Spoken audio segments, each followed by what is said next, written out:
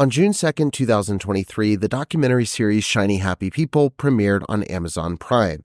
And while the series tagline promised to expose some Duggar family secrets, it ended up exposing a whole lot more, namely the work and philosophy of Bill Gothard, the creator of Institute in Basic Life Principles and the Advanced Training Institute. Gothard's curriculum was marketed as being extremely helpful for families to protect their children, but it ended up doing incredible harm. Today, a year after the premiere of the series on Amazon Prime, I'm sitting down with one of the Shiny Happy People cast members, Lindsay Williams, to talk about her entire life journey, from starting in IBLP as an 8-year-old to working alongside with Bill Gothard one-on-one at headquarters. And we even spend a good chunk of the end of our conversation talking about Lindsay Williams' life now, both as an advocate, but also as a successful makeup artist who's worked with brands like Vogue and GQ, and what it's like going from being a repressed homeschooler to working in the fast-paced world of beauty and fashion. It's a really incredible conversation. I had so much fun talking to Lindsay. We became instant friends, and I really know you're going to love her in this episode of the Preacher Boys podcast. So without further ado, here's my conversation with Lindsay Williams. Lindsay, thank you so much for joining me. Absolutely. Thank you for having me. I've been wanting to talk to you for a while. Yeah, same here. And I'm glad this finally happened. I reached out and you're like, I'm in Europe right now, so let's not do this yet, which is totally understandable. So I had to wait just a couple more weeks, but I'm really excited to be talking to you. First and foremost, how are you doing right now? How's life been in the wake of people seeing you on their TV screens talking about a chapter that's not so bright? Right. That's a great way of phrasing it. I'm actually doing really well. I had done a lot of therapy leading up to the show, so I was pretty armored up to be able to handle this swath of, outreach and people sharing their stories. And then, I also have a presence on TikTok, so I just kind of kept up with that presence and tried to, in a way, be there for people because, we were dropping a big bomb of awareness on a lot of kind of unsuspecting people, where they weren't really sure that this would have anything to do with them. I think a lot of people thought it was kind of just a Duggar fest, like, oh, let's learn more about the Duggars. And then it's like, wait a minute, that information was in my church. I learned that growing up. So I wanted to be ready and prepared to support others as they realized, wait, this happened to me too in various ways. So it's felt daunting and overwhelming at a lot of times, but we're now in, May. We're almost a year from when the documentary dropped, and I feel amazing. I'm so proud of what the documentary was able to accomplish. Yeah. For, you mentioned you had the TikTok presence and all of those things. And I similarly went into Let Us Pray kind of the same way, where it's like, okay, people already know me. Like there's people that went in that were like, I've never shared publicly before, which I'm like, I can't imagine going from nothing to like, now I'm on Amazon Prime or HBO or, any of these platforms. For you, in the wake of it, I know there was overwhelming support from people that go like, me too. This was my experience as well. Was there an immense amount of like lashback that you experienced as well, where you were like, oh my God, I did not know that it was going to bring this wave of like newfound hate? I'm sure you got samples of that. The negativity. Your other social platforms, but I would say that that's actually because I have a lot of anxiety, obviously CPTSD from all this upbringing, but I was most nervous about that. I assumed that the world would hate me for speaking up and sharing what I did. And I was shocked to find that like 98% of everyone reaching out and touching base with me were all positive. And the ones that are negative are actually, to be frank, they're cowards because it happens, especially in TikTok for me. I go live a lot because I like the personal interaction with people. And I get, shouldn't even say this online. Everybody's going to go, yeah, run over to her TikTok page. But I get reported constantly for hateful behavior and harassment and bullying, sharing my story with the world. Yeah. And so that gets a little bit frustrating, but that's the troll space. That's the world of being on social media. So to me, it's also like, well, who even knows if it's actual haters? It's just people being, kerfufflers and making a problem with things. But there have been a few, as you may know, we have someone who's creating an anti-documentary Hey, that was my to question for the end of the episode, but we'll jump right in. well, you just asked about the haters, That's man. true. That is, if there's one hater, it's them. Like, If that's the there's ultimate one, it's hater. this one. Yeah. But, even that just has gained like zero traction. Right. I mean, the percentage of the quote, hate fest of, people that were very prickled by the documentary Yeah. are upset because well, I can't speak for them, but they are upset because they think that we're attacking Christianity as a whole and homeschooling as a whole. Hmm. And especially for me, when I watched that documentary and I lived that life, no one said all. Not once did anyone say Yeah. all Christians and all homeschoolers, but that seems to be the ones that get prickled the most. That's their takeaway. Right. So, we can't do anything about that. That's their own interpretation of it all. And they want to live in a life of defense and denial and not really open up their eyes to there are some that do get harmed by this. And there are also others who have flourished in these environments. Yeah. We're not saying that it's the worst thing that's ever happened to everybody, but you need to hear those who are saying we are the canaries in the coal mine, letting you know that there is a lot of egregious stuff that happens in the shadows and behind closed doors in high patriarchal controlled, families and systems like this. Yeah, absolutely. Yeah. I think that gets lost so much where, people go, oh, that wasn't my experience. And, it's just funny because they can see enough to go, okay, well, your bad experience doesn't discredit my good experience, but they don't take another second to go, well, maybe my good experience doesn't discredit their really bad experience. Right. There's a huge disconnect that I see all the time, even with the stories I cover, where people go, that pastor was really nice to me. And it's like, yeah, they typically are to a lot of people. That's how they stay there, So, for those of that, I mean, I think everybody might be loosely familiar with your story, but I want to go back to just the very beginning for those that aren't super familiar with you specifically. Your parents got involved when you were super young with IBLP. And I listened on a little bit, Colty, and you kind of said they were looking at it as a booster pack to Christianity. They were looking at it as this extra bubble wrap to wrap around you and protect you from the world in their mind. What do you think the intent was going in? Do you think it was a pure thing of like, let's protect our kids? Do you think it was, let's add some extra layers of control so our kids can't do anything? Like, do you think it was ill intent, positive intent? How did it really start? I think it was a crock pot scenario. I think that it just becomes this sort of like slow burn scenario where no one just says like, hey, I'm going to get into a high control religion. I think that it gave them something that they clearly seemed to need. And all of this is speculation and assumption on my part because my parents have never been brave enough to divulge to me what drove them. They live in 100% defense of themselves. And I'm now no contact with them. But my perception from my experiences and other HI families that I know from growing up, I just think that because this is back in the 80s, I don't profess to even know my parents' high school experiences because they don't. They kept a lot of that from us. But it just seems like they fed into this rationale that the world was just inherently going to the dogs and just this place of pure evil. And in being Christians, they fed into that narrative. And then Bill comes along, and it wasn't just Bill. It was Bill, it was James Dobson, it's Billy Graham. It's like all these people that were popping up in the 80s. And I think they just felt like, hey, this guy has something that really makes sense to us. Because the one thing Bill does do well is lay out the problem and the precise solution. And if you're not thinking deeply enough, then you're just going to follow it. Yeah. And if you start to see peace in your life, calm in yourself, some type of production of what, or reaping the benefits of what's been happening, then yeah, you're going to keep on following it. And he goes from the basic seminar to the advanced seminar.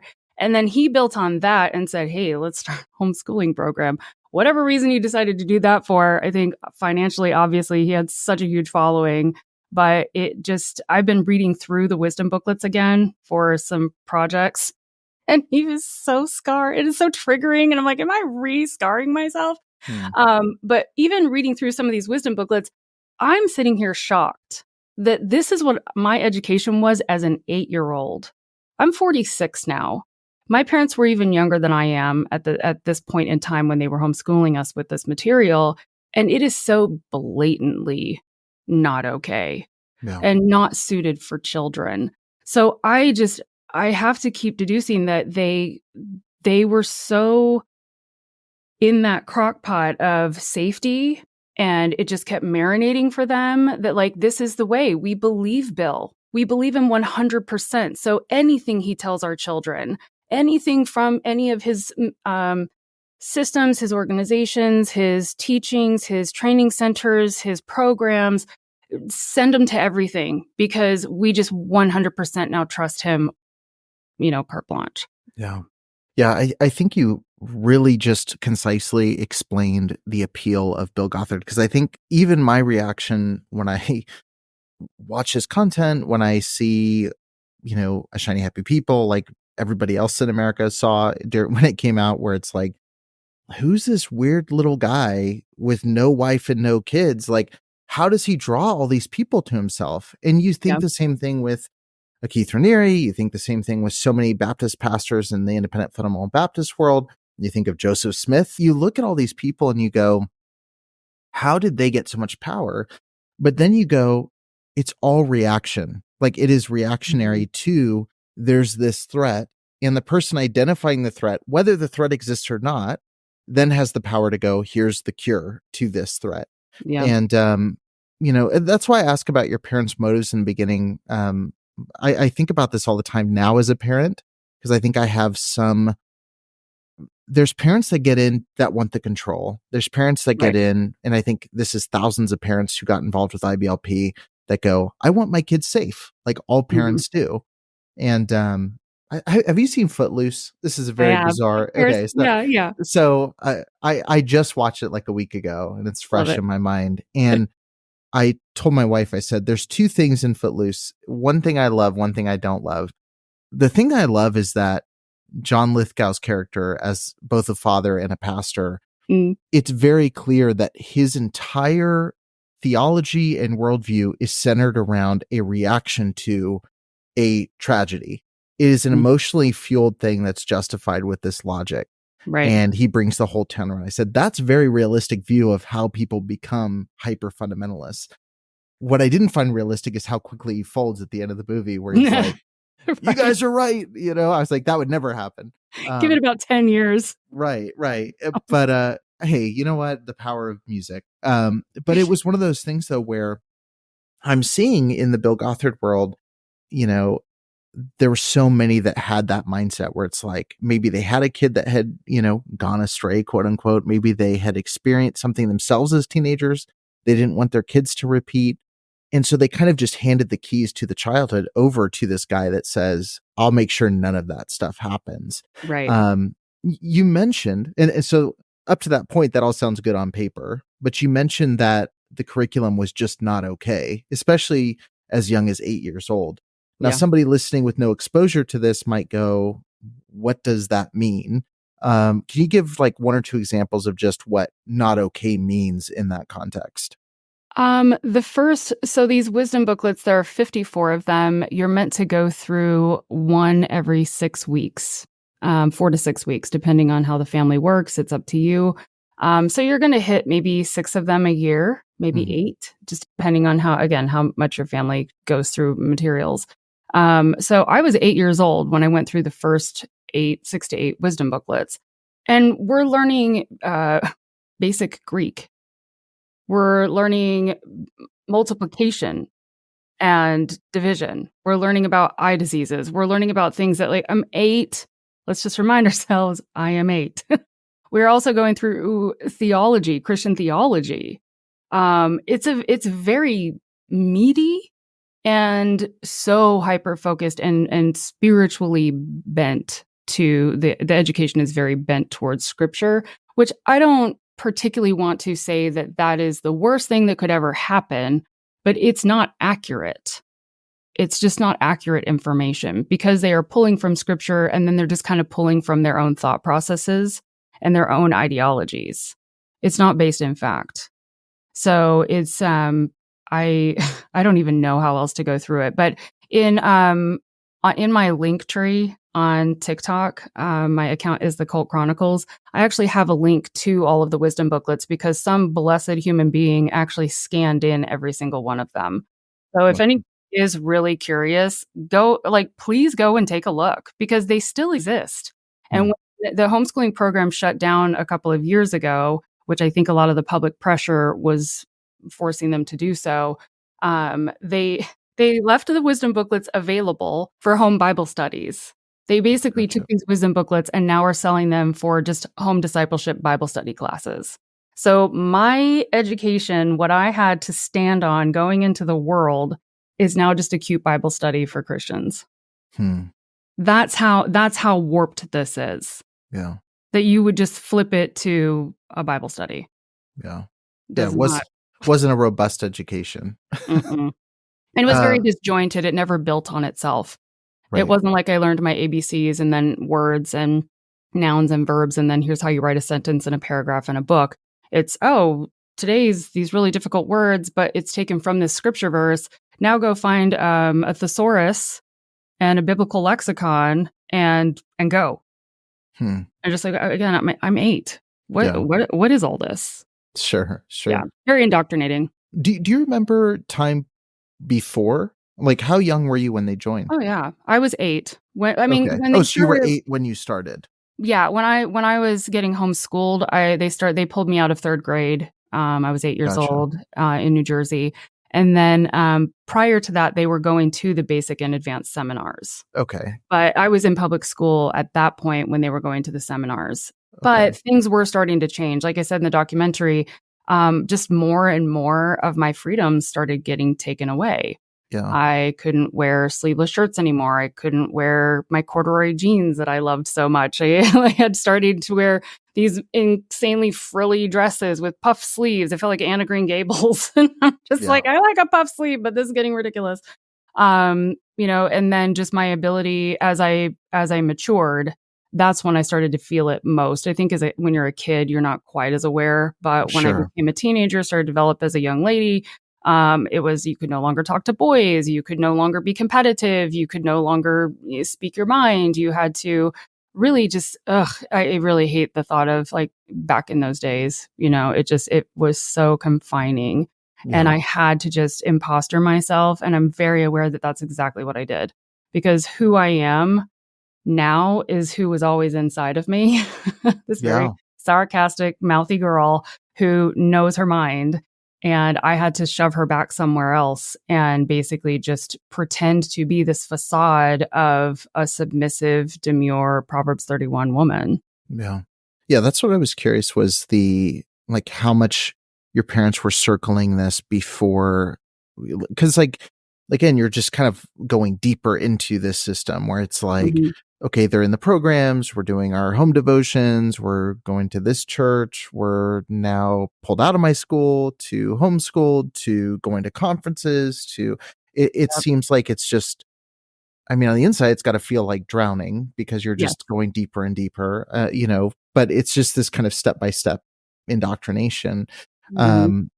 You've talked about on other shows and in the series kind of the loss of personality. You just kind of alluded to that.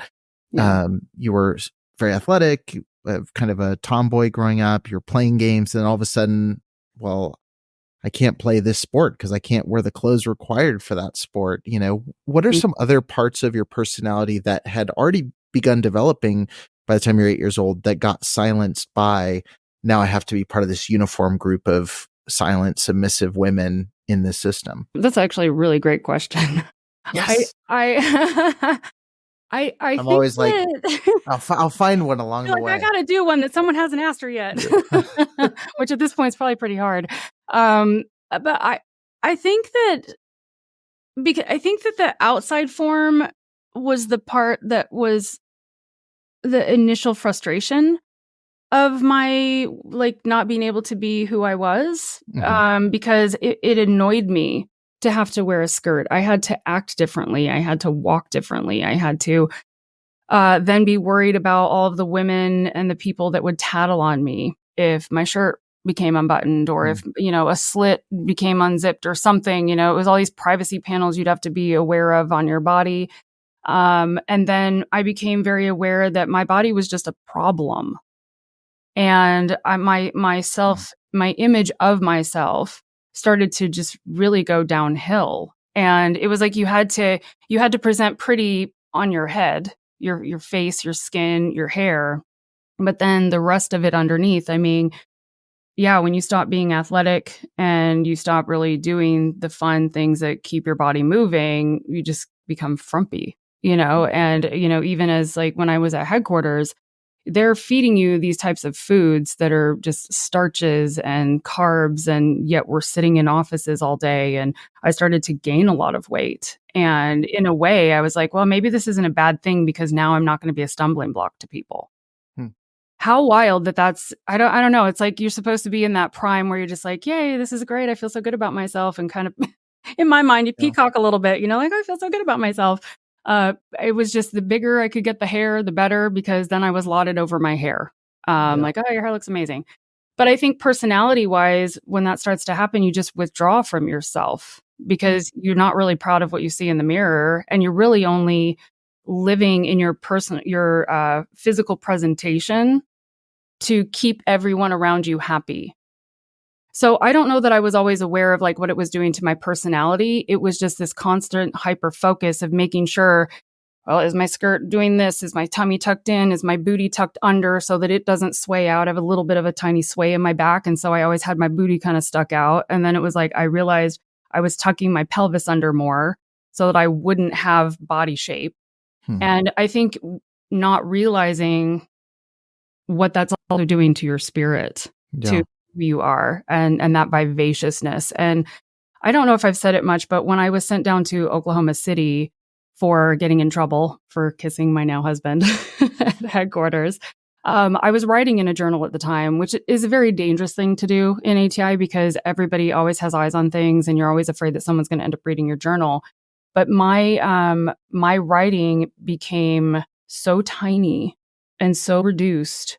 I was not writing on one line fully. I was using one line in the journal to write 2 lines of script.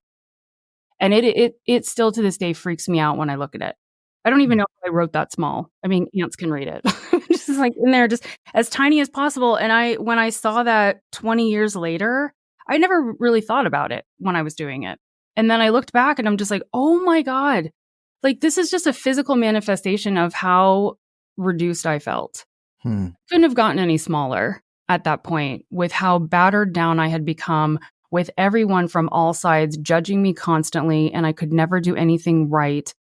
And everything inside of me was screaming, like I just wanted to get out and be free of it all. And yet wasn't Jesus Christ and this system supposed to make you feel the freest? It was so trapped. So trapped. Yeah.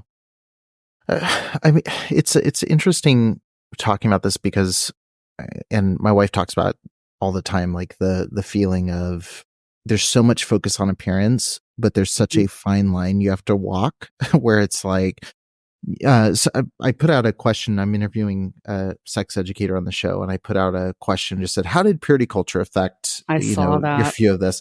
And usually when I'm doing an episode, I'll get like maybe 10 responses that are like, sometimes 3, sometimes I'm like, hey, does anybody listen? Like, let's get some responses to this episode. And, I put it in there.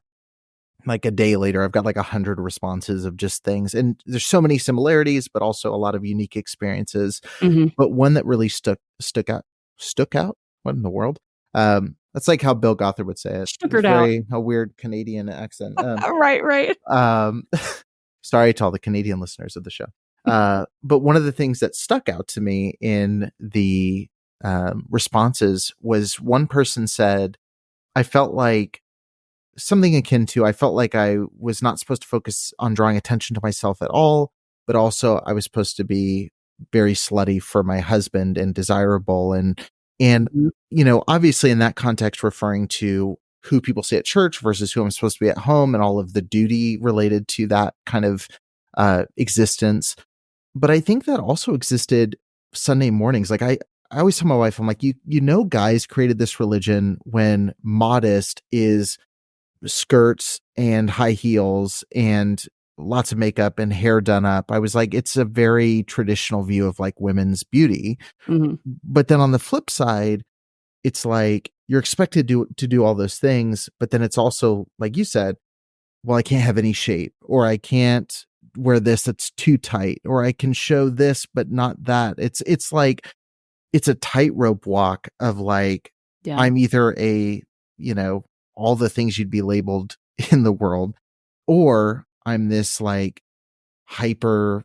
It's just a weird. I don't know. It's a very suffocating feeling hearing about. And as much as I hear these stories, I can't imagine being in that position because all I had to do was wear a suit. That was relatively easy. I It wanted just to seems be a man so bad. Like Yeah. not to like specifically just in that desire to change my gender, but I wish so badly that like if I had been born a man or if I could just be seen as a man, it's so much easier for them. Yeah. Just put on a suit and go about your day. You get to wear khakis. You actually get to wear jeans. Yeah. And you get to go and do the things that you want to do. But women, no. And just like you said, there's this weird, the goalpost moves constantly for women. Yeah. Like, yes, dress like a female, dress in like this 50s, 60s housewife, but now make it 80s with the bigger hair, but don't get too big of your hair. And if you're going to wear these pleated skirts, don't make sure that it doesn't cinch your waist too tight. But on other girls that have nicer figures, it's okay for it to be a little bit tighter because, that's so attractive. But if you're a little bit heavier, maybe you don't do that. Or if you have a bigger chest, you need to try to hide and reduce that. But if you have a smaller chest, maybe you can wear something a little bit lower, but don't make it too low and blah, blah, blah, blah, blah. Like it didn't matter. Like whoever you were, the goalpost would always move for you. So how do you stay in a consistent place of feeling even safe by the rules? Even when I followed the rules, I was still in trouble. There was still someone who was more fundy than me. There was still someone who was more moral than me. There was someone who was still more narcissistic and arrogant in the system going, I got her. It happened to me all the time. The girls at headquarters were so catty and would just constantly tell Bill on something else Lindsay did. And I'm just like, I can't live at all and not I woke up every day going, well, you're going to make another mistake today. Brace yourself. Well, and you weren't really living in that environment. Like it's a shell of Yeah, you. It's existing in it. Yeah. I'm curious. And I know, again, I don't want to necessarily just go through chronologically because I want many people are familiar with touch points in your story. But working at headquarters, like, because you went from growing up in it to eventually going and working at headquarters with Bill Gothard, who's the mastermind behind this, not to give him too generous of an adjective, the mastermind behind this organization. Yeah. Talk to me about the kind of the outlook of, say, Bill and the staff versus the people there. Because like you said, it's a very competitive, catty environment where you have this powerful figure. The women there, and I've heard this from multiple people who've been in it, it was like, we want to impress Bill. Like, Bill is the man. We want to impress this figure that we grew up hearing from. Now we've got the closest access you can possibly have. It's like, let's be the best we can be here. And then you have Bill, who's obviously, in generous terms, a perverted, creepy old man who loves the affection of these women who want that attention. Yeah. Like, it just sounds like a recipe for a really bad situation. And obviously in many cases it was. So what was the environment like at HQ when you have someone so powerful drawing people and also leveraging that power in pretty nefarious ways?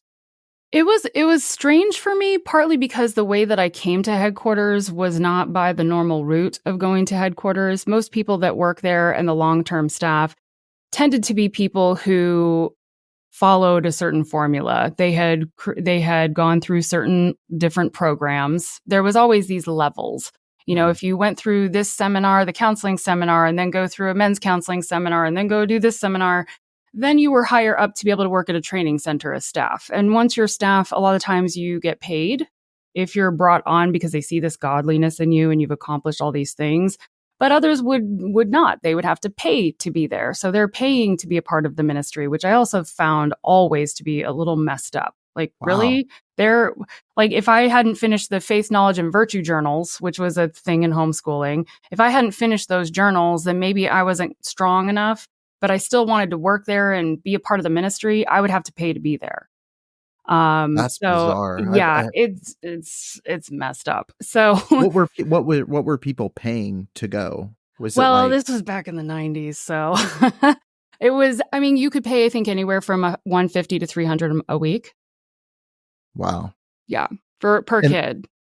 okay. Oh, okay. So parents would pay for their like Yep, their teens to 17. go. Oh, Yeah. Oh, yeah. 15 to 25 to 35. I mean, if you weren't married, you could stay there because you're forever if you wanted. stay-at-home daughters, basically. So it Yeah, was your really, stay-at-home daughters could go work outside the home only with Bill, only for them. and you pay for them to do that. And you pay for them to do it. Yes. Maybe I wasn't being generous with the mastermind plan. He really figured out a really elaborate scam Oh, there. he's got it. He has it going So it was on. really an extended summer camp, and people Yeah. are there year round, or Mhm. was Oh, it yes. okay? Absolutely year round. I mean, some of the bigger holidays, people would go home, but there would still be a bit of a staff at every training center. But most of the time, I think all the time, he had married couples on staff. And so a family would be living at one of the training centers that would be heading it up. So it would just Sure. be a skeleton crew during the holidays. But yeah, year round, it would be, because most of the training centers, and not so much headquarters, but most of the training centers had a lot of programs that were going on at any given time. There was a huge Sure. rotation of programs. Sure. So it's almost like a substitution for college, but you're also Yep. leading. So you're kind of staffing it. Yep. A very 100%. bizarre You got it. system. So you said you didn't take that traditional route. No, of he doing found that. me. He found me at a seminar. I was assisting I was teaching, paying to teach at one of his seminars with my little brother. And he came into the breakfast room. We didn't even know Bill was staying at our hotel. And he came into the breakfast room, basically landed eyes on me and just fixated on me the entire breakfast. And then came over to me and asked if I would meet with him later after the evening seminar. And so that whole week, it was me meeting him in his office every night and having these very deep, kind of spiritual father-like conversations. And it was very awkward and uncomfortable. He had an assistant there so that, there's that, the propriety that there's nothing inappropriate going on between, Gothard and this young lady. So we always had a guy in there, his assistant. But I think you've heard, and some have heard, like at one point he asked me if I was still a virgin. And I was 18 years old, but even with my therapist, I told her, I'm like, I feel like I was 14 or 15 years old, because I don't even think virginity was ever spoken in my home. Like maybe one time. My purity was just simply something I knew I held and that I could ruin at any time if a man came anywhere near me. And here we have Bill Gothard literally just asking me in front of this other young man, I'm still a virgin. And anyway, long story short, he ends up asking me to come to headquarters directly, not go home and talk to your parents. He called up my parents late in the evening and was like, hey, would love for Lindsay to come to headquarters. And I think it'd be so great for her. And he just smooth operated this whole facilitated this whole thing. And my parents like, oh, absolutely, Mr. Gothard. I mean, you're Mr. Gothard. You're next to God. So off I went with 3 other girls that he also picked up from the seminar. One was 13, the other was 16, and I was 18. And then we had someone who was 23. And we all drove to Indianapolis, took the counseling seminar so that I could have some level of, having stepped up on one of the rungs in order to go on to headquarters. But yeah. Were your parents proud of you for being picked? Like, did it earn some merit with them, or was it kind of just, don't screw this up? No, actually, they never said that to me, but I never felt their full pride either. I think I was just out of their hair, to be quite frank. That's how I felt. Because free daycare, basically. Yeah, because let's keep her busy. Because even at 16, 17, I had a young man, he was 35 years old, who wanted to court me to marry me when I was 17. And that was really becoming a pressure in my life. And my parents were not, my mom was totally into it, My dad was not, but I was getting to the point where I thought home life is so awful. I'd rather just marry this guy and get out of here. And so I'm grateful in a very bizarre roundabout way that I was like, oh, Bill's presenting me something cool. Let's go. You took the bullet to dodge a cannonball, basically. 100%. Yeah. I was like, I don't know what's going to happen up there, but I'd rather that than this because this is crazy. You end up in a documentary either way, likely on either of those paths. But probably not wrong. Yeah. I mean, I'm glad you avoided that. Me too. But then Bill took advantage of my naivety, my innocence, my submission, all of the conditioning and indoctrination for me that I had been primed to be someone who could be groomed. And I've talked to, like, Emily Anderson's been on the show. I've talked to a couple of people who've been connected to this world. When Bill is picking people, was there what was he picking based on? Do you think he was picking just because, I know he had like aesthetic things he liked about girls. I know that he would specifically express some of those things, like, oh, I love when girls look this way, which should have been a big red flag for every parent when it comes to sending your kid off. Do you think he was looking just at that and then he's like, I'll figure out the rest later? Or do you think he was seeing someone like you sitting at breakfast going, she looks like she's moldable, she has a personality that seems like what do you think he was looking for? Because I have to imagine he's being strategic in, of course, personality traits too. Yeah. I mean, again, I can't profess to know what's in this man's mind, but through the copious amount of young ladies that came through headquarters, I even was a mentor to some of them because I became a house mom at one point and I just called them all the broken birds. And he would just bring another broken bird back and they'd be like, okay, she's going to be in your home. And I'm like, great. How do I warn her and help her navigate through this so that she doesn't end up with him the way I ended up with him? But I feel like he kind of had a formula because it wasn't all blondes, all skinny, all blue eyes. It was their personality as well as their looks. And my opinion, he liked challenging girls, like girls that were more vivacious, people that were almost, you could tell that we were fighting our boundaries. And yet he knows how we are raised. He knows the way that, like, even we have this fire in us that's bursting to come out of us, but we're caged. So, and not everybody. He kind of raised you in a really weird way. He knows what I know. Yeah. And what I don't know. And you don't know more than what he taught you through your... And when he hears like, oh, when did my family got in, not fully ground level, but we were a third year family, which is so funny to say now, but it was a point of pride. We jumped on ATI like in the early days. We're some of the pioneers, cool. Yeah. If you're a first or second year family, everyone was like, ooh, like, oh, wow. So I'm always like, I'm a third year. But when I also said, we started when I was 8.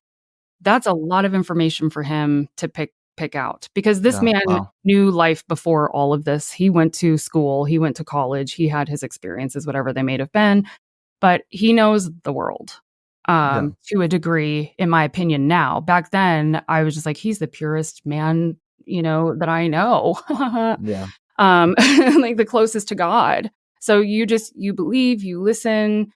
And the longer I was around him, the wool was pulled off my eyes and I saw him for who he really was. And that was also pretty crushing because I started to become like really jaded about all of it. And so then that like inner turmoil that I had felt even more justified. And that was even harder. Because the level and the depth of impostering I had to do when I was at headquarters, and then the fakery that I had to put on for myself when I would go home to present myself as though I'm this great student that works at headquarters now. So of course I have the perfect attitude, and of course I have the perfect answers, and I'm always going to have the best responses. to my parents. But I didn't.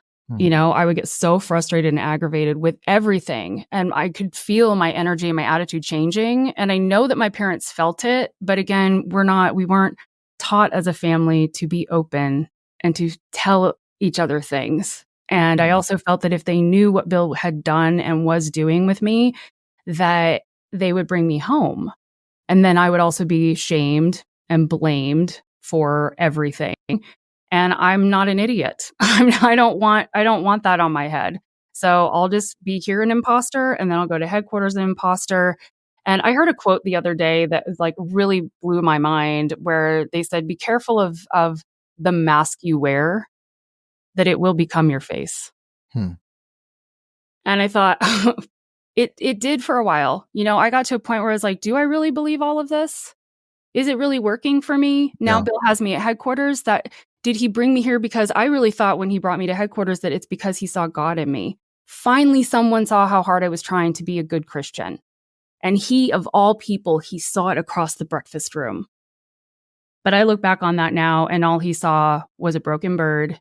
He got the information he needed. He knew how much more broken I was when we had this week-long conversation. And I think that's how he realized where he could go with his grooming. Yeah.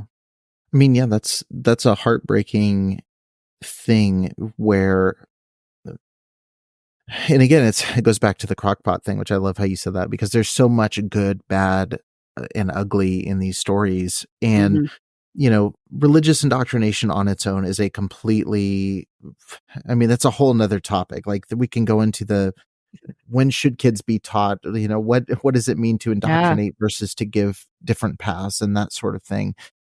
But, growing up religious by itself, I don't think is necessarily a horrible thing. There's a lot of actually evolutionary value to some of those things and traits, I think, if done in a healthy way.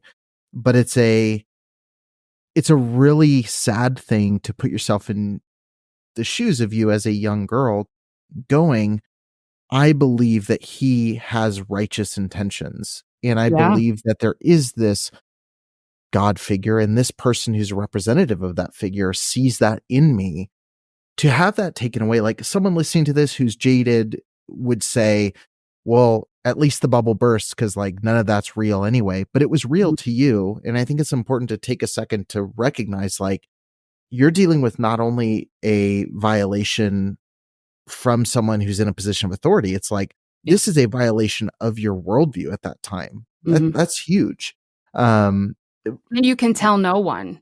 I have no one to discuss it with. He's the top of the chain. Where do you go? But no one's safe either. I can't talk to any of my quote girlfriends. It was a point was made by a hater recently. Like, I can't believe for 1 second that these girls never talked to each other about what Bill was doing or about what was going on. And I'm like, then you fundamentally fail to understand what fear is.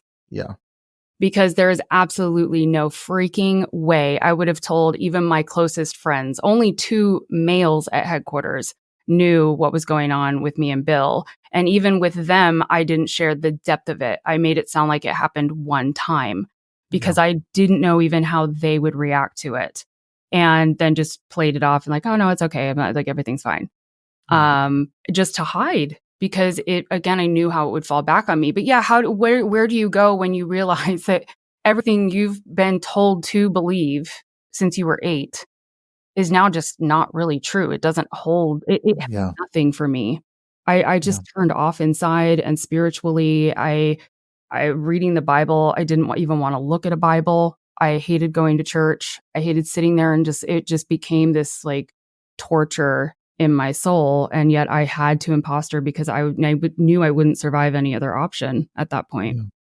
So what's the first thing that gave you that kind of shattering moment where it's like, okay, Bill Gothard is not who I thought he was?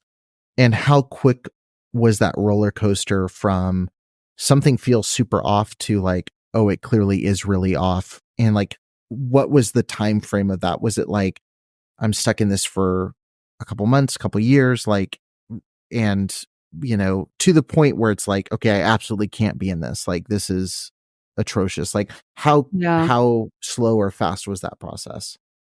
The awareness was pretty fast. And I hate that for myself in a way, because I wish it had been a little bit slower of a burn. But Sure. maybe you just need to be smacked upside the head, and it, that jar helps. But even when I was in Atlanta, I found of course, it's flattering. I'm 18. No one pays attention to me except this 35-year-old dude back home. But like all of a sudden, this guy who is the ultimate in my life and my family, that we surround ourselves in all of his teachings. At one point, he wanted me to meet him at the front of the auditorium after the seminar. And as I'm like walking through this facility trying to get to the big auditorium, and there's this escalator that I have to go up. And as I'm going up it, I'd already seen him 2 or 3 nights already. So this is like the 4th or 5th night. So we knew each other, in a way, or had familiarity. And I'm coming up the escalator, not really looking up. And he had already come down like maybe a third of the way. And he ran back up the escalator. And it's just bizarre. And it was the first time where I'm like, well, he's acting like a kid, like a teen boy. And he was just like, and laughing, and he got up to the top and he was out of breath. And then I'm like, do, do, do, do, do. And here comes a little pure 18-year-old. I mean, when you really think about it, he's in his 50s. And he like grabbed my hand, and he was so encouraged to see me. That was his thing. Now he says I'm rejoicing, but he used to say, I'm so encouraged, Lindsay. And he had this like cadence about him. And I was like, that was freaking weird. And then also when he asked if I was a virgin, I felt like that was very strange. But then I was like, maybe that's just because you're trying to make sure that I'm pure for headquarters, because I know there's not as much oversight there as there is at the training centers. And I've always been aware that people have a little bit more freedom at headquarters than other places. But once we got to headquarters, when he wasn't there the first week I got there. I'd been getting a lot of warnings from people, well, be careful. I'm just like, be careful of what? What does be careful mean? Yeah. And no one would ever tell me or expound on it. It was just like this really ominous warning. And sometimes under people's breath, well, be careful. Then I started hearing like, oh, you're a Gothard girl. And I'm like, what? What is that? I've been living over here in Florida. I don't know what a Gothard girl is. I'm like, yeah, I'm here for Gothard. Yeah. But, aren't we all? Yeah. Gothard boys, Gothard guys, Gothard girls. But anyway, that first time that we prayed, and he was very aware of a lot of things that were going on in my family, which again is the broken bird part, where he like really dissected what's going on in your family and how's your relationships with your parents and da-da-da. And so we went deeper into that. And, he found out like my father's not my birth father, but I'm adopted by him. And that's been since I was like 2 years old. And he very immediately was like, well, I'll be your father. And I'm like, oh, I already have one. So now I'm a little confused. But I was like, well, whatever floats your boat, Bill. And, and then we have this prayer when he gets back into town. He's like, let's like really supplicate with the Lord about your family and these trials that they're going through. And we go over to this velvet couch, and we like, I thought we were just going to sit down. So I like turn around to sit, and he's like, oh, no, we're going to kneel. And I'm like, I hate kneeling to pray. I always have, even as a kid. Like, I don't, my bony knees. I don't like it. And I'm like, oh, really? We're going to kneel? And so like he's on one cushion of the couch and I'm on the other. It was just a 2-cushion couch. It's a pretty small thing. But I'm like, okay, I'm over here and you're over there. And I go to close my eyes, and all of a sudden I feel his hand, and he had schlunked his body over next to mine. And I'm like, why is he so close? And again, I'm coming from purity culture. I don't get touched. I don't touch others. And all of a sudden this man of God is like schlunk. And he's like caressing my hand as he's praying. And I can't even think. All I can focus on is the physicality of what is this? And my heart is racing, and even telling it gets me like, so like, but he starts like leaning his head into mine and like kind of nuzzling it. And then it's his like shoulder and his hip and his thigh and his knee and all the way down to our shoes. And then he starts clacking his shoe against mine. And I'll never forget the sensory of it. Like, why are you clumping your foot against mine in the similarity to you rubbing your hand against your thumb on my hand? And I don't know if I was shaking. I have no clue. I think I was probably pretty stoic, just knowing me at the time, like just impersonating and just like, impostoring. And all of a sudden he nuzzles his head towards me again. And I'm like, what is this? And then he's like, it's your turn. He whispers in my ear. And I'm just like, ooh, my turn to what? And I literally I considered that what he meant was for me to then do the same to him, to rub his hand and to push my head into him and my body up against his profile. And then all of a sudden I was like, oh, no, duh, pray. Like, it's your turn to pray.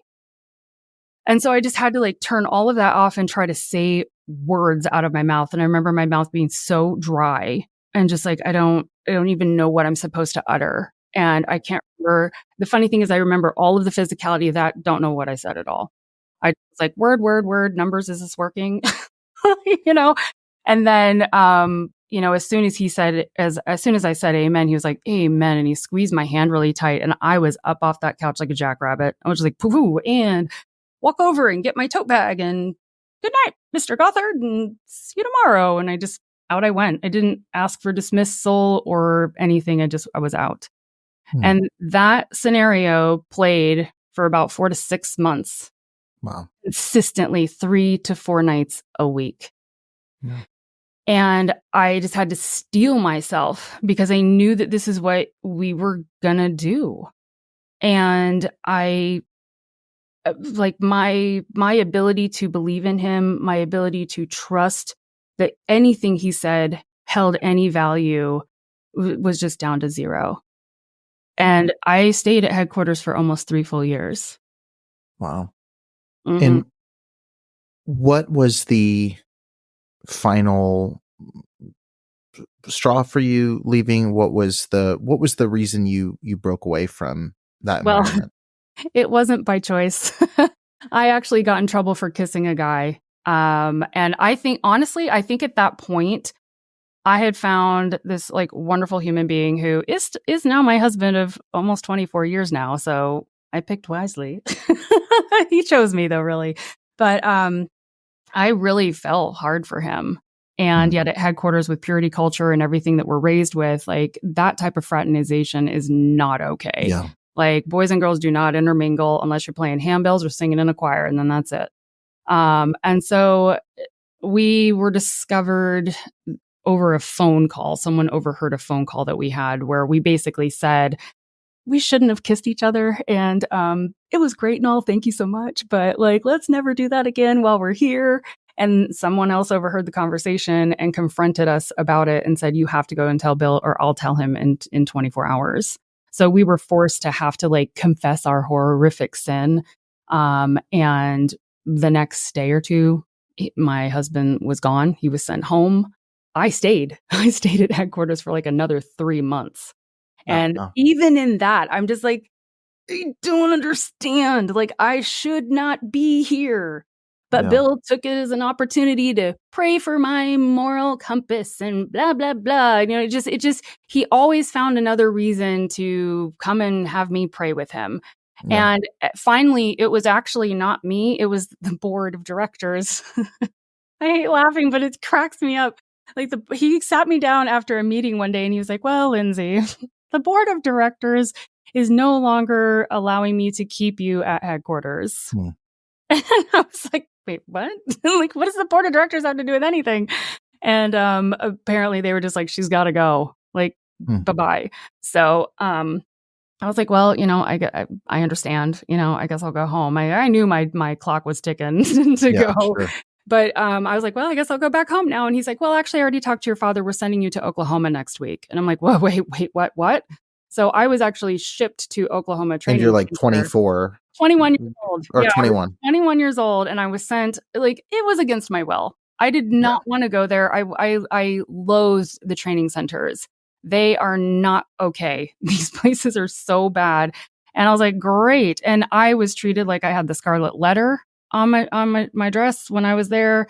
I have a few people, you know who you are, that were like absolute saviors to me and just like made me feel like a human and at least seen. But for 5 months, I was in pure hell, doing monotonous chores and all this kind of stuff. And it was awful. But that was the tipping point, truly, where I'm like, I have to find a way out of here because I'm never coming back to any of this again. And I gave the testimony of a lifetime. Like they would have these like, oh, all of the like little baddies that would get sent to these training centers. At some point you just have the stirring of the spirit that you've, oh, I've seen the error of my ways and the Lord has really shown me. And I'm so impressed upon, my soul that I need to change. And so I got up my Bible verses and I was like, you know what? I really want to give a testimony. Like I turned it around for a few weeks and I'm like, oh, look at my precious angelic self. And oh, everything is so shiny, happy people again. And it worked. And I was like, I need to go home for the holidays and be with my family. And I packed everything up. I shipped it all home. I was like, I'm never coming back here. And I did not. And Bill called me a couple of times after that, wanting me to be involved in the ministry. And I was just like, well, the only place I would go is headquarters. Oh, well, that's unfortunately not possible. The board. I'm like, well, all right, well, I won't be involved in your ministry. I'm curious from the Bill perspective with the board of directors. It's an interesting thing because again, like there's what happens and there's like, which obviously for years you've been going, well, this is why these things happen. Do you think the board of director? Okay, in my mind, when you said that story, there's like three things in my head that are possibles. Yeah. It's like board of directors kind of know Bill has a problem and they realize like, okay, he's getting too close to this one. Let's move them. The other one is you've gotten too old for Bill. Bill needs to just move you and move someone else into this environment. The other option is the one on face value, which is, hey, you don't really represent our values. Let's ship you somewhere else, which seems like the least likely option to me in this environment. What do you think now was the reason that you were treated with such like, because obviously he liked girls to be broken. And it seems like for a couple months, he used you getting in trouble as extra leverage to have more time with you. Yeah. So it seems like a weird shift to then go, well, now you're too broken to be here. Like, what do you think the real reason is that you got kind of labeled as like not safe for headquarters? I love it. Not safe for work. I think that the latter option that you just said about the board, that was their excuse. Their excuse being, well, she's really kind of morally flawed now. The Kiss was not the first guy that got sent home because of me. He was the third one that got sent home because of me. I was a troublemaker without really trying, but here we are. Yeah. But I think the board was just like, she's toxic. Get her out of here. But also, she's destroying our young men, right? One by one. All the good ones are breaking hearts, taking home, and we don't send her home, but we definitely send all the boys home because they know of Bill Gothard's proclivities to younger, beautiful, vivacious women. And so I think it's twofold, but they will use the excuse of, well, she's just like, she's causing a lot of trouble. She's broken a lot of rules. She's tainted right now doing, these impure things. And so we just need her to leave. However, I think they've always been aware. I refuse to believe that the board was not aware of Bill's issues. Like it's obvious. But they didn't ever act on that. They would send us girls home. They would, you know what I mean? It's always like, well, remove the woman, remove the girl, we're the problem. We always have been. It even says in scriptures, we're the ones that are the wiles of the devil, da da da. So I think it's twofold with that. And I think it's a shame that the board didn't have a backbone and never has had a backbone to really put it to Bill. Do you think that the people around Bill, and again, I know you can't really know what people really thought, and so it's speculation, but do you think the people around Bill chalked it up as he's kind of a strange older man? Because I think culturally that's a big issue. Yeah. And I want to make sure I specify, I don't think this is okay. But I think we tend to forgive old men as like, well, they're creepy old men, and especially now that, now as a parent, like we tend to excuse guys in cafes being like, well, look at that pretty young girl, like that kind of mentality just gets excused over and over and over again. And he doesn't, I will say, like, he doesn't read as creepy in person. Right. Like, because everybody knows this narrative now and they just see him on a It's blue screen retroactively between two creepy. ferns. You know what I mean? It's like Sure. he looks weird because it's now not the 80s and the 90s. Right. But when we were back in that time, he's kind of a little bit rigid, you know, in his body movements. Which to me always came across as him being a little bit more reserved. Mm-hmm. And so it didn't seem like he was going to be some type of aggressor. He never seemed to be, I can't profess for anyone else, but to be like a very aggressive individual when he was alone with women. But to me, he had this very unassuming type of personality. You know, it was charming in its own way, and he had that weird lilt to his voice, but you know, it was kind of just, it was super unique to who he was. So I think a lot of people were lulled into that false sense of security because of his mannerisms and his behavior. So he just seemed harmless. Yeah, he does not come across as a creepy old man. You know, he's not like kissing babies on the head. He's not doing these like weird things. It's really when I will also profess to say that, or I will also say that I was at headquarters from 96 to 99. Mm-hmm.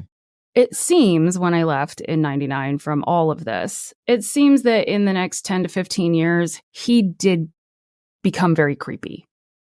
And the more, when I started reading Recovering Grace and even some of the things that Ginger Duggars said in her book about the Gothard girls, which was a pretty triggering chapter in her book for me. But she even mentions like how he always seemed to be talking to really pretty girls. Yeah. And I think that's still incredibly telling, because when was he really talking to young men? Like, if he wanted to tout this purity culture and this high moral compass, why in the world are you always surrounding yourself with the females? Where are the broken man birds? You know, like where are they? Where are you trying to heal? If it's equal and you're not doing anything weird, then why are you not equally doing men's prayer sessions and counseling sessions and women's counseling sessions? It was not even close. Yeah. Well, I guess that's where I'm getting, as like the physical contact. Was that just chalked up as, well, obviously he doesn't mean anything by it because he's so innocent? Yeah. Like, he hasn't had a wife. He doesn't date. He's not doing anything. He's not even thinking about that. Right. Like he yeah, we know his materials. We know how the men are supposed to think from the men's seminars. So he is the most pure-minded man there is out there. So why in the world would he ever consider, doing anything? There's a picture that I have as my avatar on, I think it's Instagram. It's really small, but it's him and I together, and we're in Romania. And even in that picture, his hand is on my waist. It's around my back and on my waist. And even that, like, he slipped it in as we were standing there taking the picture. And I was like, whoa, like, what are you doing? Like, if any other male had done that to me, out. They would have been out immediately. But he would find little ways to do stuff like that. And it was always accepted. Yeah. Right. They just turn a blind eye. Why? Because he's Bill. Because he's all powerful. And, we can't throw out the baby with the bathwater. We got to keep Bill with everything, because then what happens if that crumbles? What happens if that is revealed about him? What happens to all of the things he's ever said? Does it get discredited? I always wondered that. What would happen when all of this came out?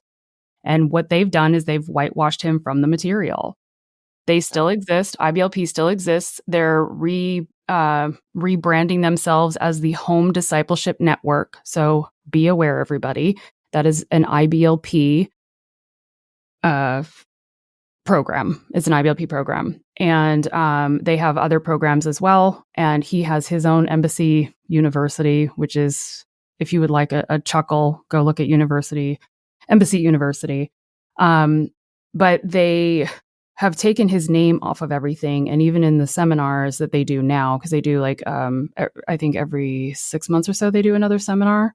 And they basically just do not state his name at all in any of it. So it's just, he just doesn't get credit anymore. Sure. But all of his materials are still being sold and used. Yeah. Yeah, that's really helpful perspective, because I think it's always good to know, like, why. Like, and I think him presenting himself as being this, like, untouchable kind of saint figure who's created this amazing curriculum really gives him a lot of leeway within that world. So you left like pre-2000 Hmm. from all of this, which is early, because the heyday, I mean, it continued to keep thriving and ramping up. And you mentioned the Duggars, who Hmm. really, I mean, if anything could have helped the PR for a while, that was them. I'm curious Yeah. from your perspective, as someone who left that world and was on your own healing journey for years up until kind of that time frame. When you see 19 Kids and Counting get a stranglehold over American culture, like, was part of you, I mean, first of all, it had to be like a kind of I hated it. it had to be a weird, like, It made traumatizing me thing to see it, ill. like, put It made up. me so sick. I mean, Yeah. because that show started, what, 2000 I to don't 8? even know, because honestly, I've never seen an entire episode. I had a friend that, and I will say, when I left, I wouldn't call it a healing journey at that point. It was more just, I'm no longer over there. And Yeah. now I'm just going to flounder and flop like a carp trying to figure out the rest of A my life. floundering journey up Just to that the point flippy where, floppy. Yeah. Like, what yeah. is this? And I did so many crazy things. And I was just like, I don't know who I am or what I am anymore. I'm just going to try to exist. But when one of my friends, like, and I would never tell people, oh, I was raised in a cult, or I was Yeah. raised in this You hyper just kind of were religion, or like, I was a "That's not me Christian, anymore. or I am a I'm Christian, but I this." don't tell people. Yeah, it was like, I went to church, I think, for maybe another year after we got married. And I finally told my husband, can't do this anymore. Do not even want to walk into a church building. And still to this day, I can go to cathedrals in Europe because they're so beautiful, but do not take me into an actual, like, American church. Is just not going to happen. I get so much panic. I was on a photo shoot recently, working with a girlfriend of mine, and I started shaking. I was like, "I'm sorry, but you're going to have to go in there. I can't. Like, the building itself is no." But I actually had a friend who kind of knew a little bit, had kind of picked at me and tried to figure some stuff out. And they're like, "Hey, I know you said you used to wear a lot of skirts as a kid and stuff like that, but there's this show. Have you ever seen it?" And it's called, like, 15 or 16 Kids and Counting or whatever. And I was like, "Well, I'll go check it out." And I turned it on, and I don't think I watched more than 2 minutes of it. I remember seeing them at the long table with the wisdom booklets and the skirts and everything, and the way that Michelle Duggar talked. And I was like, nope, nope. I even said in the documentary, I'm like, nope, nope, nope. I lived this. I do not need to watch 1 second of this. And even, like, people will send me clips and stuff of the Duggars and these, like, wild things. And I'm like, I don't want to know. I like, Scene, I ignore. know. Yeah, Yeah. I'm yeah, like, just put Lindsay in there. And it's the same for all of us, Lindsay, Chad, Heather, like, we all experience that same lifestyle. yeah, They just, I was actually really shocked when I saw it that they would even have been given permission to go on TV. yeah, And that's where I started realizing, like, whoa, my ATI is not this ATI. Like, this homeschooling thing and Bill Gothard, they've gone off the rails. When I was in it in the 80s and 90s was when they had the highest attendance. In 98 and 99, they started to tick down in enrollment for the homeschooling program. And that became this huge, like, red alert. We need to start, like, doing a lot more to promote it and talk to these families so that they either don't leave, or we can have them help recruit other families. And what can we do to aid that? And when I saw the Duggars, I forget what it was, but there was something where I saw the new seminar. Oh, I know, my in-laws are still in the program. And so they go to the yearly homeschooling seminars. And when I saw a picture of the auditorium that they now use, it's not a stadium like we had back when yeah, we were in it in the 90s at the Thompson Bowling Arena in Knoxville. They were now just, like, in a really big space, and it was not nearly the amount of people. And I was like, whoa, they've reduced by at least over half in their enrollment. And of course, it made me feel good. I'm like, good. I'm glad to hear and see that it's dwindling. And as of even a few weeks ago, they had another one of their, Big Sandy seminars, and it is so small.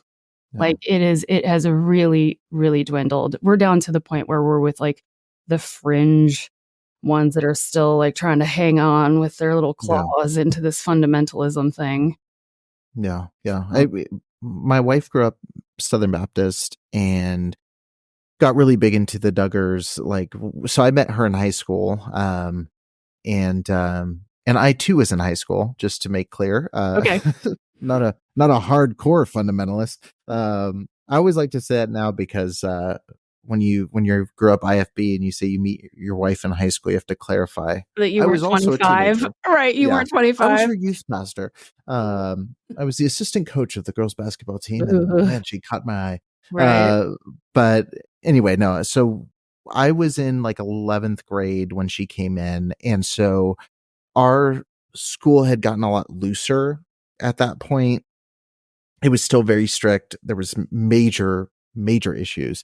But it wasn't like, I feel like I grew up in different phases of fundamental where it's like we were Yeah. super strict and this, and then like it loosened up where it's like, you don't have to wear a tie on Wednesday, that kind of stuff. Right. Um, Yippee. and so, but when my wife came in, it was in that stage. And she started watching the Duggars, and like everybody in America, like was drawn to Yep. this picturesque family. And I remember her putting it on. And even when I was still in it, I just said, what's the appeal of this? I was like, I know photocopies of these people. Like, I'm not going to watch a show that's just my life. Like, it's just literally It's a the freak same show. thing. It's TLC. Yeah, It's like everything else, my strange addiction, all these types of things that they were airing at the time, Toddlers and Tiaras, I think, was on their show. And then you've got 19 kids, like, well, not at the start, but every year she was popping another one. And you're just like, how? Like, women around the world are going, her uterus, like, how? and I think that's kind of part of the draw. I'm glad you mentioned Toddlers and Tiaras, because I was thinking about the time frame in reality TV where it's like, going back to that reactionary, I've never put these together, but I think you're seeing the it's funny because it's really just two shades of abused, traumatized kids. Exactly. But you have Toddlers and Tiaras, which on TLC was presented as there's these really really messed up moms and really bratty kids. Which again, I think we could look back and say that behavior was not the kid's fault. Exactly. But then you look at that, and then you have this picturesque Leave It to Beaver, very 1950s Christian family. Yep. And if you put those two side by side, that one looks pretty damn good Palatable. compared to the circus of Toddlers and Tiaras and Dance Moms and all these different kind of shows. Yep. And so you have, again, that reactionary drawing people in. They become a huge spokesperson for IBLP. Like, all of this kind of environment really starts thriving. I know we're skipping years of work and things that happen, but I'm curious, in the midst of all this, so somewhere between 2000 to 2023, where you're going on TV and sharing this story, Right. You're getting involved in this industry of modeling, fashion, makeup. That's part of your story that hasn't really been touched on anywhere else that I've seen. Yeah. But it's something where I literally found out because when I scheduled you, your email had this URL, and I was like, do research. And I was like, oh my God, you've got this crazy career where you're working with incredible celebrities and doing makeup and fashion and like an incredible work, by the way. I was going through the website, like looking through. Aww. It's I was like, where are you today? I've got a pimple right here that's going to be here through this whole interview. But I'm going through and I'm thinking, this had to be a trip navigating this industry that is about beauty, fashion, drawing attention in many ways. Like, was that a journey of like navigating this repressed, homeschooled, like, we don't do any of this, to now I'm working in this industry that is all about this? I think of Alice Gretchen, I just interviewed, who talks about going from super conservative, environment to now modeling. It's like, that's a big jump, like seeing pictures and going, is that me? Right. So what was that like? I'm just curious about that experience, and I haven't heard anyone else ask about it. You haven't, and I've been waiting for that moment when someone would ask, because it is so multifaceted. And I, of course, couldn't see it at the time. But when I look back now, I'm just like, wow. Like I had some balls on me to just be like, you know what? Let's go try other abuse. Let's try the opposite of this thing. Sweet. Yeah. And I have nothing. I have no context. I have no television background. I have no modern pop culture, like nothing. I mean, yeah, I know who Marilyn Monroe is, but I don't know. Like I was in a barrel in the 80s, the 90s, and the early 2000s. What the heck did I know about anything? I didn't even know where to start researching, but I was so into just how pretty things were on the outside. You know, when I remember, it was actually when I got married, I started buying magazines, because before that, like the only magazines you could really have was like Better Homes and Gardens, or this one called Victoria magazine. Oh my God, ugh. It's not my thing. It's not my thing, but I impostered and it was for a while. But even then, when you would have the magazines, if there was an ad with a scantily clad woman, you'd rip it out, because God forbid my brothers see, you know, a woman in shorts. And so to have all these bridal magazines and just like, oh my goodness, like oh, this is what makeup really is, and look at these beautiful dresses, and like and so then the modeling thing kind of came along, because I had one of the photographers I worked with, or the photographer that shot my wedding, submitted some of the images to a magazine, and several of them got printed like in the back of the magazine. It was nothing like some huge editorial spread, but it was just like a few little pictures. And I remember feeling, oh my goodness, I'm in a magazine. I felt it was kind of like who is Sully in not Sully, but Mike Wazowski in Monsters Inc. I'm on TV. I'm on the cover of a magazine. It's like, no, I'm just like these tiny little pictures. But anyway, he from that, I had a few friends that at the time they were just like, oh, you should, like, maybe you could model or something. But of course, it's still like very Christian-y, right? And I'm like, how can you be a model but be a Christian? Like, I don't see how that's gonna work. But I went online and I was like, I want to model. I just started looking into it. WikiHow. Yeah, exactly. But I found myself, I went to a modeling school, which now I would never advise anyone to ever do. But I went to a modeling school, which actually was not bad for me, because I needed a soft rise in understanding the world. And so, you know, my teacher was pretty gruff when it came to runway walking and all this kind of stuff, but she still was, I think she saw something in me where, like, I was probably a broken bird. She was like, this girl feels like she's been living in a bunker. Like, maybe we need to help her out.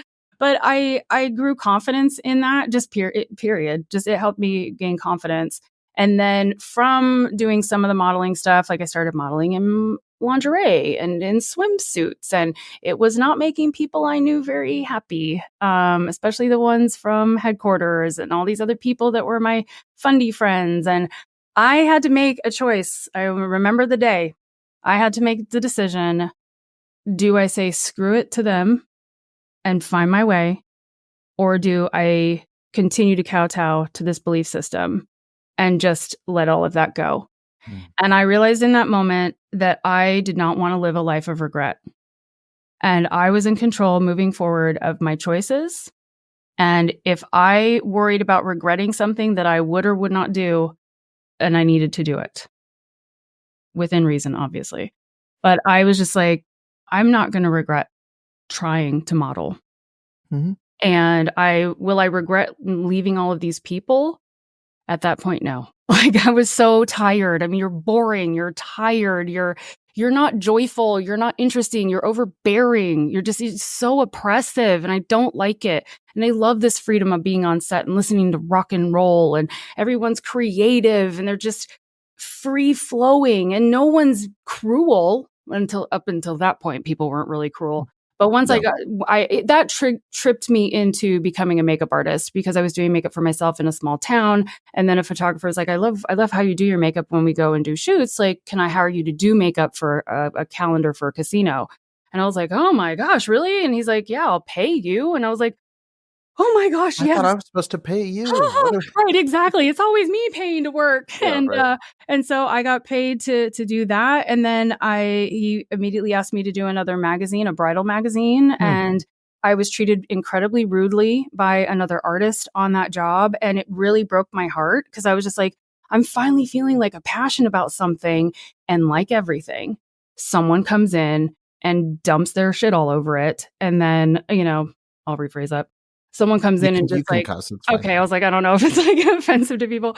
But now you have to re-say it and cuss again so we have the full line. But like, it always feels like someone will always come along, even when I was at headquarters. And now here I am in this like beauty fashion industry, and someone always has to come along and shit on it. And it's then my choice to say, do I fight back or do I just let them do it? And at the time, I was so enraged inside, but I had not learned how to vocalize anything because I was so used to just stuffing it back down, being the shiny, happy person, always be agreeable. I never saw it as submissive. I just saw it as not causing a fuss. I didn't know what would happen if I created a fuss. That was, and still to this day, is very scary for me. When I use my voice, I don't know the workshopping of what will happen back at me. And if someone does come back at me, I'm just at that point, I'm so fragile emotionally, and just the trauma side of me is just on full display. And so it's like, I don't know how to accept someone else coming back at me and not being happy, because that kind of, that place of me that's still unhealed and underdeveloped just wants to lash out and just go at someone. And I feel it, and I know where it comes from being harnessed back for so long. But it took me a long time to get my feet in the industry. And I mean, now I definitely know how to speak up on set because I know what happens and what comes back at me. But I have a podcast called We Speak Beauty. If anyone is ever interested, we have these episodes that we call Stories from Set. And it's just all of the horror stories that happen on photo shoots. And I tell a lot of my own.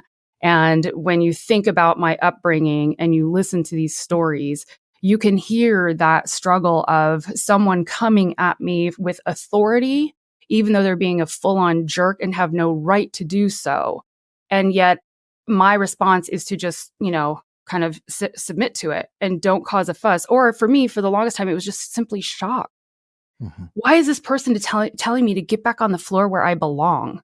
When I'm using a fan on a model to move her hair around, and just yelled at me in the studio. And I'm like, what? Why can't you just ask me to get out of your shot? Like, why have we lost all ability to be kind and polite to people? It's all I've ever wanted in life, is for people to just be freaking nice to each other. And yet it fails to happen, especially in the fashion and the beauty industry. It's very cutthroat. But I decided to put myself on a big burner and go to New York City. Let's make it even better. Let's go to the big fashion capital of America. Yeah. So anyway, long story short, I connected with an artist. Her name is Lottie. If you guys are into makeup and hair stuff, go and follow her on Instagram. Her account is Lotstar, and she is a star. She's my guiding light in this industry.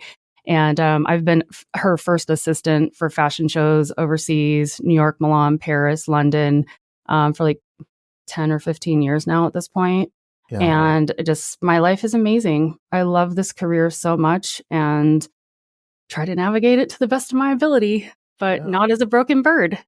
Yeah. Well, and the fact that you can navigate it, like you can choose who you work with and what you do. And like you've really found your voice in incredible ways. And I think now probably recognize like the people who are the worst tend to be the people that are not the best. They're insecure. They're usually not as competent as others. Like, I actually interviewed, so I tinker with a film podcast. I've not put the effort into. I probably will at some point, but I got to interview V. Neal, who's a makeup artist who's worked on basically every movie that's ever been made ever.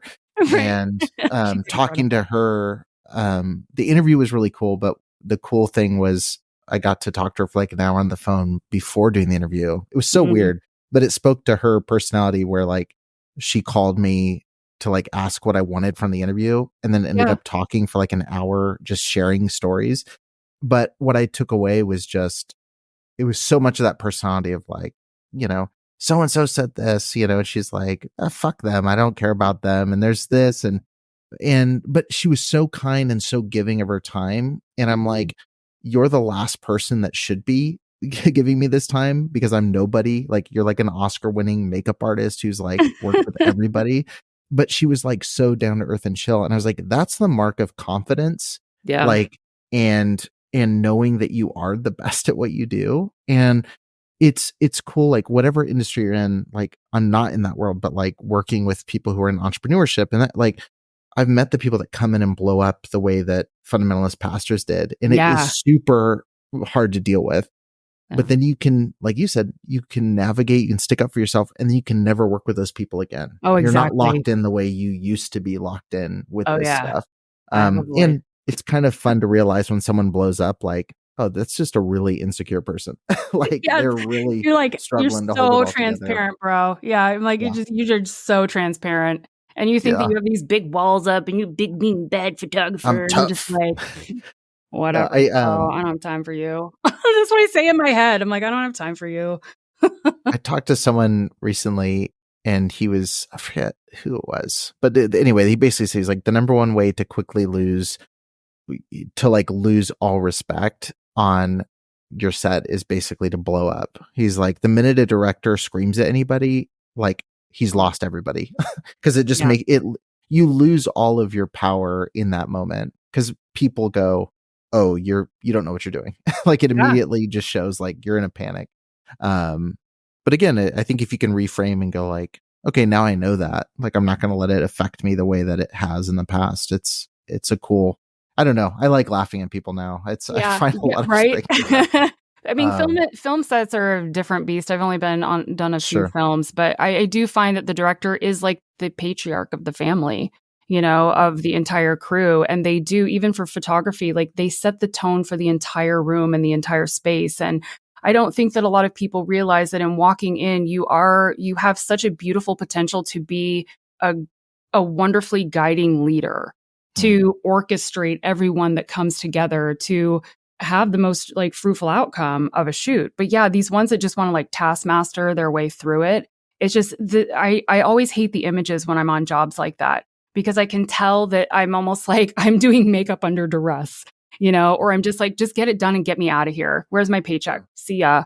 And I hate that feeling. I love when we can just have this like breath of air and everybody's in such a good mood, and it's a creative space. Yeah. I get to do a creative thing for my job. Yeah. That's my job, is to be a creative person. But I come from all this traumatized background. So I show up on time. I stay late. I am very meticulous and almost OCD to a point when I do certain things with makeup. And I love that about myself. Like, I've brought the things that were, the pinnacles, if you will, of being an ATI kid. And I've made something more of it for myself and taken those weird assets that are I'm a very controlling person, but it's because I know now it's not like, oh, I'm a controlling person in a mean and cruel way to others. I just want the best thing to be put forward on that photo and on that model. And so I'm very perfectionistic and very, very meticulous. And it used to drive me crazy that I was like that. But thankfully with therapy, she's like, this is an asset to you. Yeah. Like, this makes you the better artist that you are. So like, lean into it. Yeah. It's a superpower if you're aware and know how to control it. It's a good thing. And don't let it haunt you. Yeah. Yeah. Well, I know we're near the end. I have just two more questions. You have built, and you brushed past it, but like, you've had an incredible career that I'm like, how the heck did I not know any of this? Where it's like, you're working with like Vogue and GQ and like a billion different brands everybody's heard of. You created a life that was so separate from, 23 years out of this really horrific environment, where your life now is not at all representative of that. No. And by design, like, you ran from that as fast as possible. A whole nother podcast would be doing that with a husband who grew up in that as well. But seriously, I'm really curious. from that frame of reference, when Shiny Happy People rolls around, and I know nobody asked you about Shiny Happy People, so I'll ask you one question about it. But when that rolled around, I just want to know, was there a part of you that was like, I don't want to talk about this. Like, I don't want to go into this conversation. I'm past this. I'm removed from it. I'm good. Let's let it lie where it is. Or was it like, finally, I get to go center stage on this and really talk about it? I had already been on TikTok telling my story in April of 2020 is when I started the TikTok that I have. So that was sort of my first time. If you go to my very first TikTok video, it's hysterical. She's so cute, that little Lindsay. I'm so out of breath. And I think I say something like, "Hi, I'm Lindsay, and I'm coming to you to tell you," like this is almost like I'm in a confession booth or something. But I was just like, I was raised in a cult, and I couldn't believe I was saying it out loud. And I chose to make my username Cult Chronicles. And I was just like, I'm terrified, but this is really, I just have to do this. But in stepping out and trying to say something about it, I ended up discovering Chad Harris from the documentary and Heather and all of that before the documentary. So when the documentary was presented to me, I was like, heck yes, bring it on. And partly also because I was asked to be a part of the lawsuit, the original lawsuit against Bill Gothard. And I was in New York City at the time working on this career. I had not done any personal work. I think when we talk about deconstructing and walking away from faith and everything, I was not doing that with an active intention. I was like, okay, that's over here. And now I'm going to go life. I'm going to go do life things.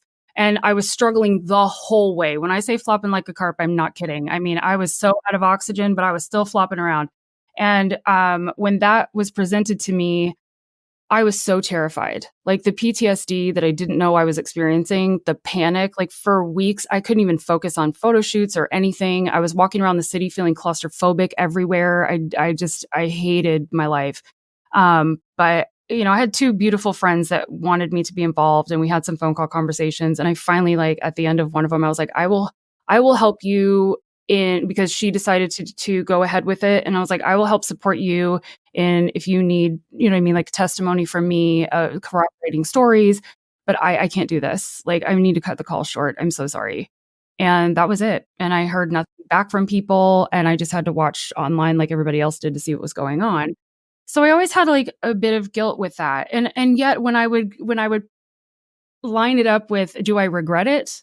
Do I regret not doing the lawsuit? The answer was always no. I don't regret it. Do I feel bad that I kind of, in my mind at the time, that I left them out in the cold, that I didn't come in and support them at the time? And so when the opportunity with Shiny Happy People came along, I was like, this is my chance. This is finally my chance to be able to say something when before I was too scared to do anything. And it was a weird like retribution for myself too, that I'm like, I will say something. I will do something of impact, because IBLP should not be allowed to exist any longer. And as many dings as we can put into that, I just want it to end. So, it's weird with the deconstruction, like I said, because I didn't feel like that's what I was doing. And I wasn't really aware of all of that until the pandemic hit. And then I started reading my journals, and I hadn't seen them in 23 years. And it was so upsetting. I called one of my friends hyperventilating, and I was just like, I don't know what to do with all of this. Like I was too terrified still, 20 years out of this. I was terrified to go to a therapist. I had like it was still that indoctrinating, like the like weird, I don't even know it's indoctrinating. It was conditioning. Like I had an irrational conditioned feeling that therapy would not help me. And he really had to very gently but sternly push me into going to therapy. And I started doing EMDR therapy, which blew my socks off. And I know it seems very intimidating to a lot of people, but if you have a lot of PTSD and CPTSD from a lot of types of trauma, not just religious trauma, sexual trauma, abuse, I'm telling you, it will change your life. You have to very bravely and boldly step into it, but you've already lived those bad experiences. Now you're redefining them through EMDR. And it really, that was the catalyst for me to even be prepared for Shiny Happy People. I know, like, obviously therapy you've mentioned on many shows, like being helpful for you. You mentioned you have a necklace that you wear. I do. It's the Camuso. Here it Is that the is. right? Yeah. Yep, the Camuso Um, necklace, the shift. yeah, which is pretty cool. Basically helps with breathing and Yeah. it's Regulating your breath. yeah, there's a lot of cool, neat resources like that. And I guess now, kind of my final question is, like you said, the movement is in its dying stages. Right. It's gasping its Twilight last years. breath of air. We laugh saying that. It is going. It's going down very quickly, Mhm. and like you said, there's someone trying to put together an anti Shiny Happy People documentary series, which this interview will probably get more views than all of their content put together. Probably. So it just seems like the fight back is very minimal at this point. Yeah. What's your goal with your content moving forward? Because it seems like the shift from the outside looking in, both at the IBLP world and the IFB world, which are so crossed over, it feels like we're talking about the same things in many ways. It seems like the shift in focus is not so much taking down the organization, because it seems like that work is being done actively. It has nowhere else to go. What's the shift in focus now in terms of reaching out to people who've been through it, in terms of like next steps in talking about? Because I think we still need to talk about it. Even if it completely shut its doors tomorrow, there's value in it. What do you think your goal is kind of in your advocacy and activism moving forward?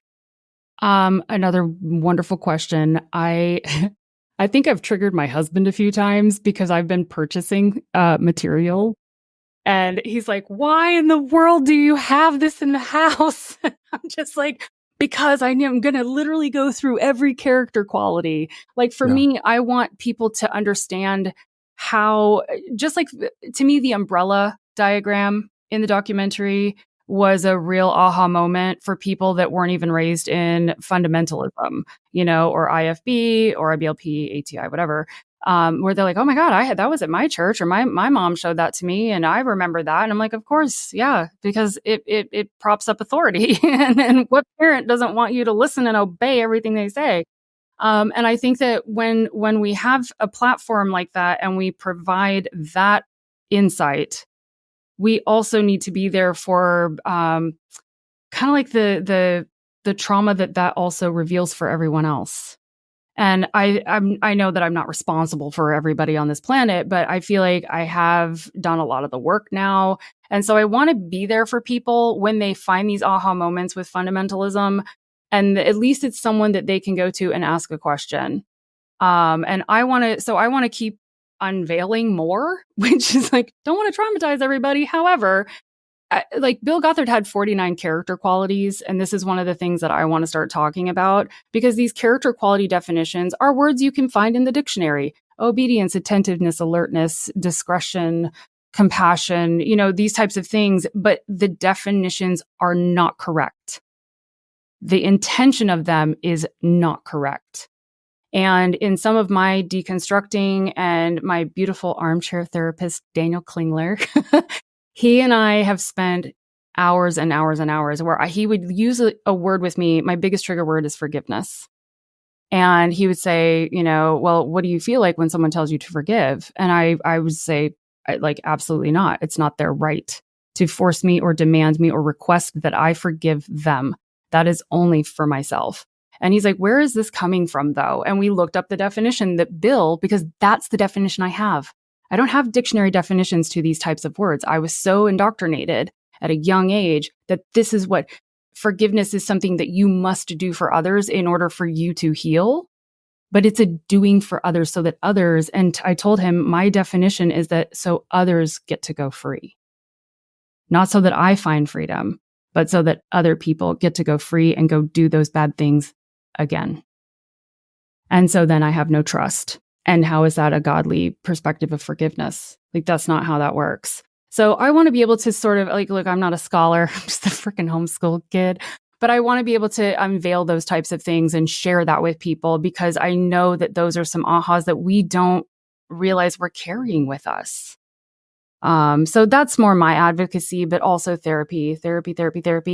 And I think that there needs to be more conversation about that, because that mental health aspect with all of the CPTSD and stuff that we have gone through, we're not healing our bodies, and our bodies need to learn to not be so hyperactive. And the fight, flight, freeze, and fawn experience. I love when I realize that I am disassociating in an appropriate moment.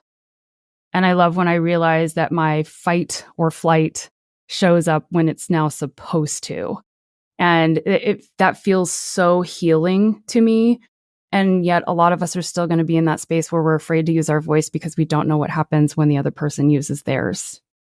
And those are those type of call and responses that I feel like I want to be able to help people understand and shed light on, and hopefully just continue to knock down even Christian nationalism and all of this other just like hyper mania that's going on right now surrounding Christian religious beliefs.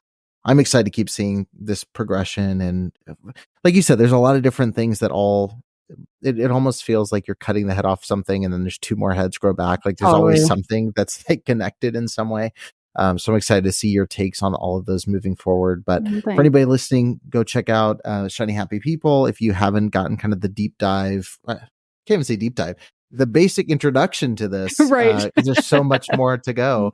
And just through your content, through all the other people in the series have content channels that are incredible. Chad Harris, like there's a lot of great perspectives there. So you can go down this rabbit hole for a good minute. But thank you for sharing so much. Thank you for giving me so much more time than I asked you for initially. I really appreciate the conversation. I just appreciate you too. I've admired the work that you've been doing for years, and I was so giddy to be able to come onto your podcast. So thank you for from one documentary person to another. Thanks for letting me share a space with you.